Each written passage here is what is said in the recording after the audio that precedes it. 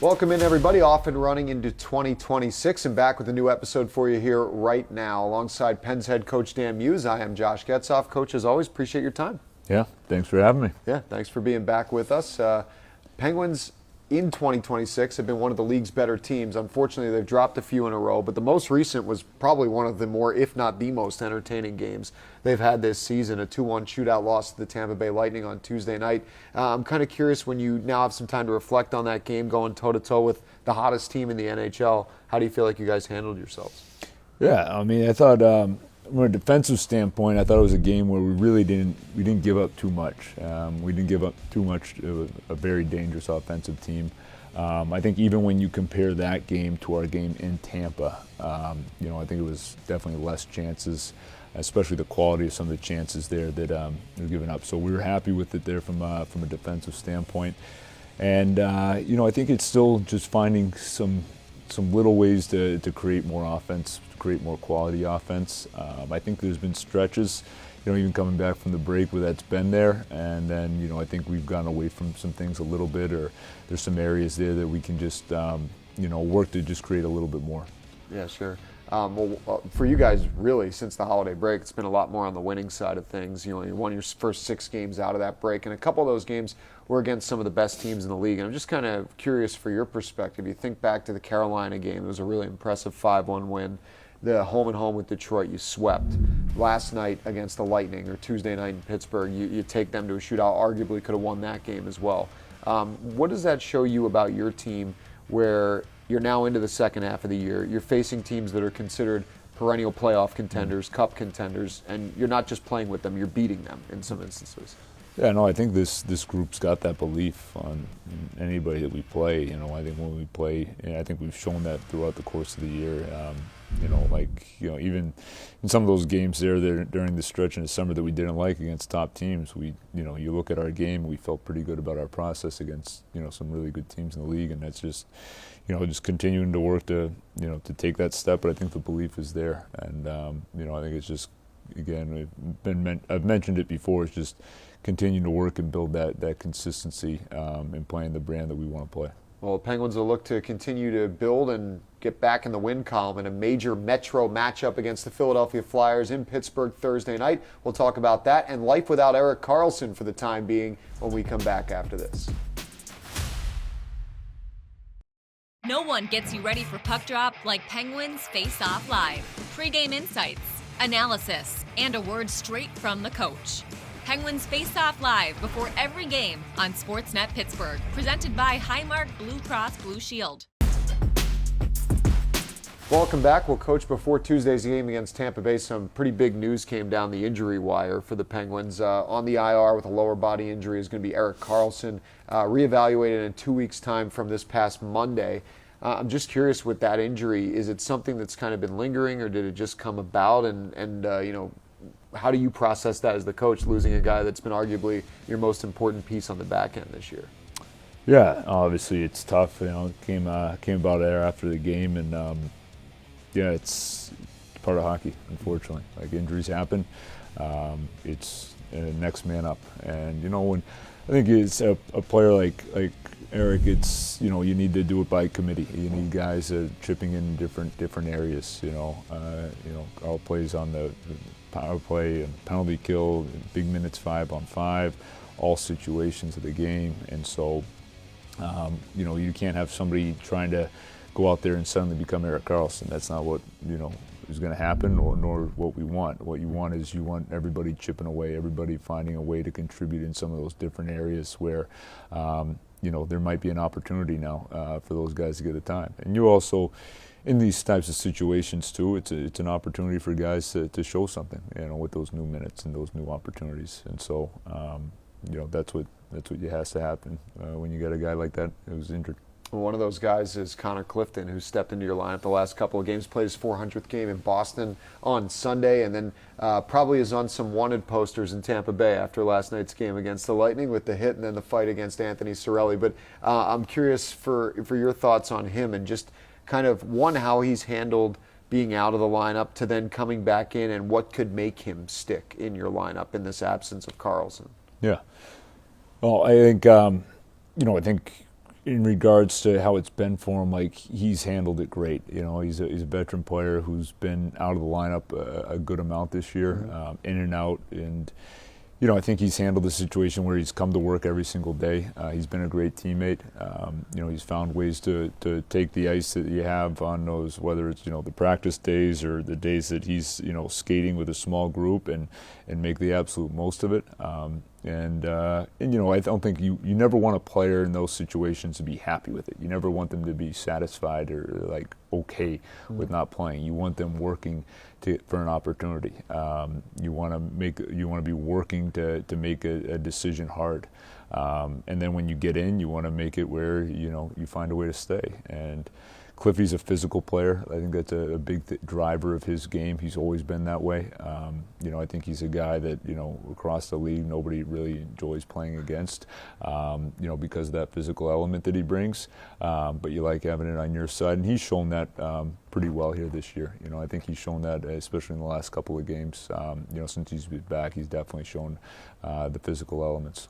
He's gotten back in the lineup, and you kind of touch on it a little bit there, but to go a little further with some of these veteran players, I mean, Kevin Hayes is now got back in on Sunday in Boston, but was a scratch on Tuesday night. Ryan Graves obviously has been up and down waivers a couple times with Wilkes-Barre. Matt Dumba as well before going down to Wilkes-Barre. When you're dealing with guys that, you know, for the names that I just mentioned, they just don't see themselves being scratches throughout a lot of their career, and then they come to this season, and that's been the case, and obviously the results speak for themselves as far as what's happened on the ice. But how has that gone for you as far as managing the person on top of managing the team? Because obviously everyone's prideful in these situations.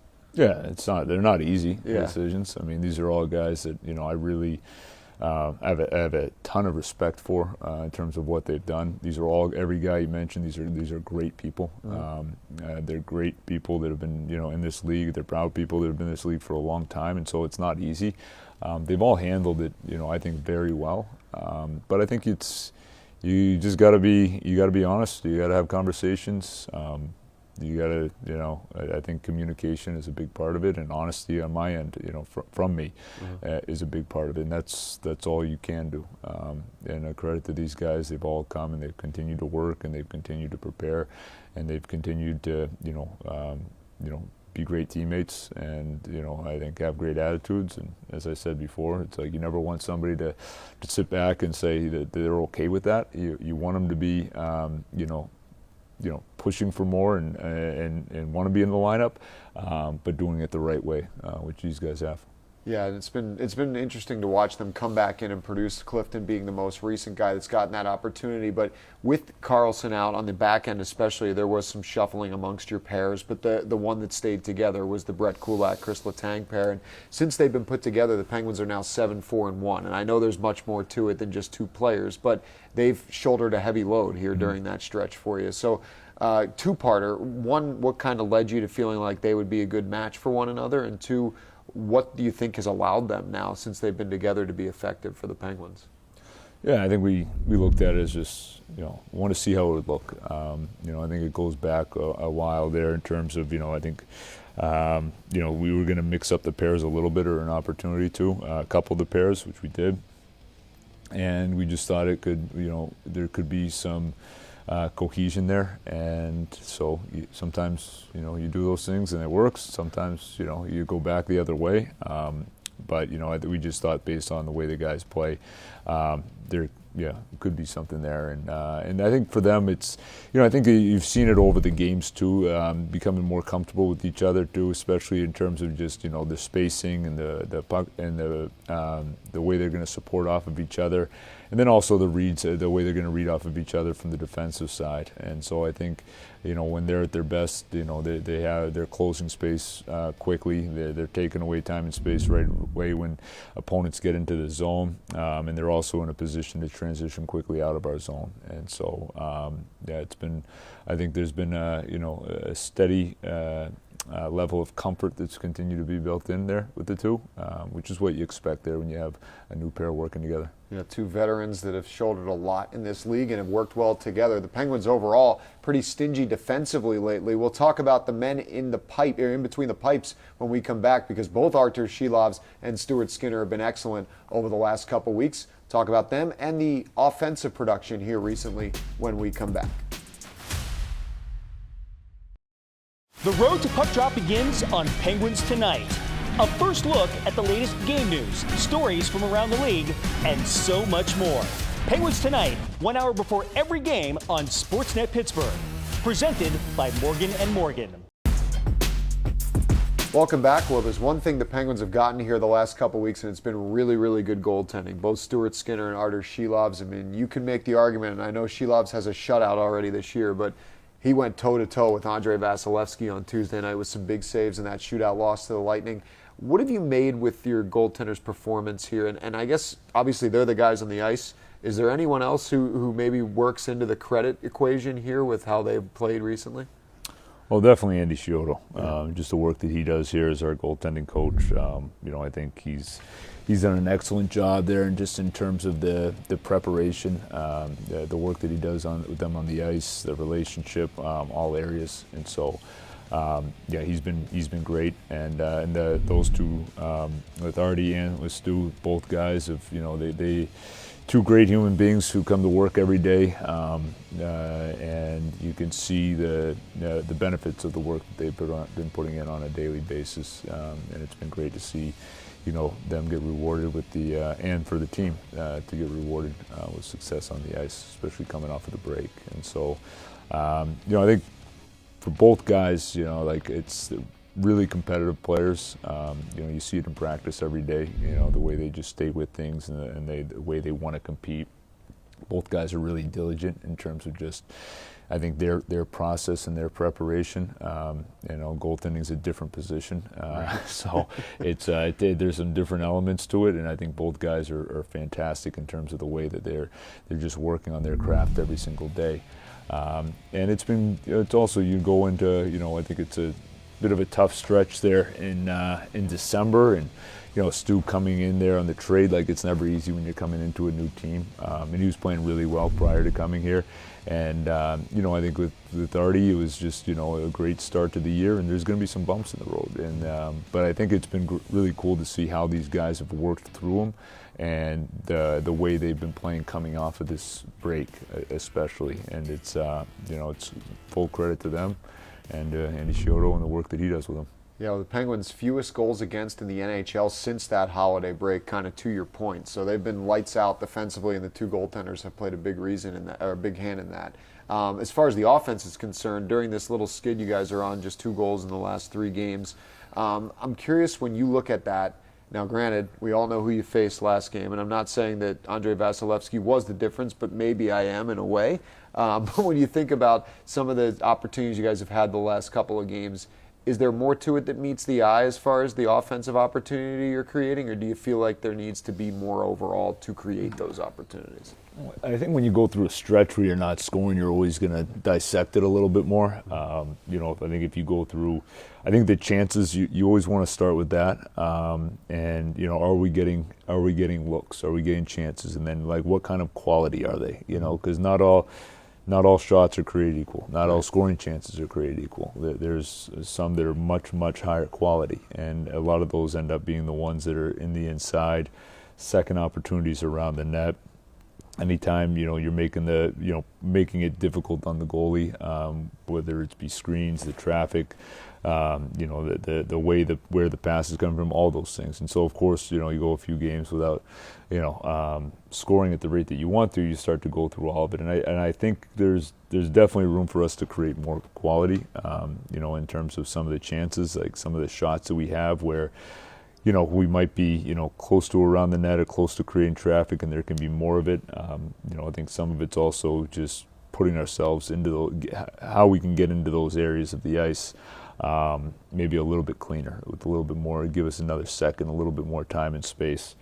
And then some of it too is execution. We created some we created some really good chances there. In these games, I thought we had some really good chances, multiple 2-on-1s against Tampa, which that's not an easy thing to do. And so some of that's now it's okay. Can we execute maybe in a little bit of a different way or a little bit cleaner, on those opportunities, and then on some of those too, you're going to tip your hat to their goalie, and that's part of hockey as well. One guy that was really impressive last night against Tampa and factored in a lot of offensive opportunity was Bryan Rust. 6 shots on goal in his return after missing 2 games with injury. He led the team. Nobody needs to learn anything more about him as far as his impact on this team, because it's pretty obvious when he's in the lineup versus out of the lineup and how things have gone. But when you think about just him as a player, is there anything now, seeing him every day, that you've come to appreciate more about him? I mean, you coached against him for a long time, obviously in the division with the Rangers as well, and seeing him up close. But now watching him on a daily basis, kind of inside the compound, so to speak, anything you've taken away? No, it's there's definitely been takeaways. I mean, just that daily competitiveness from him. Just the way he's, that will to find a way to win. He's an all situations player. Like he does. There's not a thing he doesn't do for this hockey team. Power play, penalty kill, 5-on-5, every situation that we're in. He's got his fingerprints on it. And he's. But I think that competitiveness, that drive in all those different areas, and just knowing that he's a guy who, if you need, you need a big player, somebody to take a puck to the net down low, and just or a big moment there offensively. He's a guy that is going to be, hungry to be in that situation, and a guy that can deliver. And then if you need a block shot there at the end of the game or on a penalty kill, he's also going to be a guy who's going to find a way to deliver that. And so. Yeah, he's been great. Incredible person, great to work with, and so I really didn't like coaching against him. So it's nice to be on the other side of it now. Yeah. I wanted to ask you one more thing about him, because I found it interesting when Evgeny Malkin was out of the lineup. He got the A slapped on his sweater. Is that something that you and your staff decided, or is that something that comes within the room? How does that go about when you're missing a guy who's normally got it, in the sense of Gino when he was in? Yeah, I think that had been the case in the past too, right? Prior, and so I think it's very natural, based on who he is, what he's done, who he is in this locker room within the leadership group here. Yeah. That situation comes up with somebody's not going to be in the lineup that wears a letter, and that he's a guy that I think everybody understands the high leadership qualities he's had. He's shown that. He's shown that obviously in the past, where that's happened in the past, but also he's made it very evident to this coaching staff too, with us coming in.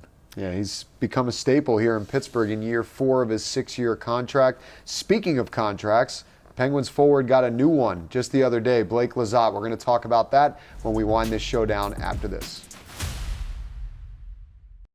Inside Penguins Hockey is back. Let's go eat sushi. For an all-new season. And now he's your best friend. Yeah. Hitting a line in the water is always a joy for me. Inside Penguins Hockey. New episodes every month on SportsNet Pittsburgh. Presented by UPMC Health Plan. Well, welcome back. Some big news on Monday for Blake Lizotte, one of your more important and dependable forwards this season. A 3-year extension. You're going to pay him just over $2 million annually that kicks in next season. First of all, how happy are you for a guy that's undrafted, that has carved out 400-plus games in his career, to get rewarded for some security here beyond this season? Oh, yeah. I can see it. Tough to, we're ecstatic for him. As a coaching staff, I just couldn't have been happier for him, for us, for everybody involved. It was just, you just see the way he works, it's nonstop. And you can see how, what you just talked about, undrafted and kind of maybe have a little bit of a tougher path. The way he plays the game is, I think, the way he is. That's who he is. That's in his DNA. And so, it's no surprise that, this guy's just, willed his way to more and more and more. And, it's just going to be more excited for him. It's so well earned, it's so well deserved, and I'm so excited, that he's part of this future here. And I think he's a guy who he's done so many things too that I think he's starting to get the credit he deserves more and more, but maybe not fully, like in terms of just the way he can impact the game from a momentum standpoint, from a defensive standpoint, from a, killing penalties, big face-offs, everything on the defensive side, and then he is contributing offensively. He's gotten chances, but the way he can create offense too, just getting on the forecheck, staying on the hunt, just that relentless second, third, fourth efforts, like it's awesome. And him and his line mates have been rewarded, more and more here as of late in terms of production, which is great to see. But yeah, couldn't be happier for him. Awesome. I mentioned on the air the other night after the contract was announced that, granted, Kyle Dubas is in his third year here in Pittsburgh, but he's the only player that's signed now multiple multi-year contracts from Kyle. So it speaks a lot to the trust the organization has in him too. Yeah. No, I know I speak for the entire coaching staff. We were all really, really excited. Yeah. So we'll see where it goes with Blake Lizotte. We know it'll be here for the next few years after this season. Coach, always appreciate your time. Yeah. Thank you for having me on. All right, that's head coach Dan Muse. I'm Josh Getzoff. Reminder, we'll be back with you on SportsNet Pittsburgh on Saturday night, 6 o'clock pregame, 7 o'clock puck drop for the Pens and Blue Jackets to end this homestand. And you can listen to that as well on the Penguins Radio Network. Enjoy the hockey, everybody. We'll talk to you soon.